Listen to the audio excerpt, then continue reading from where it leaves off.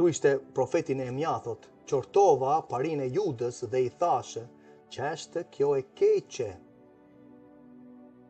Të shkelish sabatin e atit, mos e mbash të veçuar në këtë rast, të punosh në atë ditë, të mos mlidhesh në këtë rast, është një gjë e keqe vëlla motër. E përcakton shkrimi, prandaj ligji fillon që nga Zanafilla deri në Mateu. Sepse janë profetët që po flasin urtësinë, po flasin profecitë e tyre, fjalët e urta është mbushur për urdhrimet e atit, pasandaj normal që kemi 4 librat e para të Biblës. Por sot ne nuk lexojmë faqet e para të shkrimit, ai shkrimi, kush ishte shkrimi? Do të lexojmë atë shkrimin. Le të shkojmë, ja ku kemi shkrimin. Për ju vëllezër që jeni në drejtim, ndoshta dikush më dëgjon.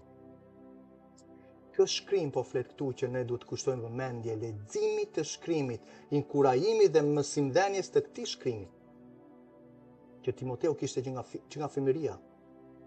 Që nëna e tij Junik dhe gjysha e tij Lois i kishin mësuar nga fëmijëria. Që ishin hebrejë, ishin judej.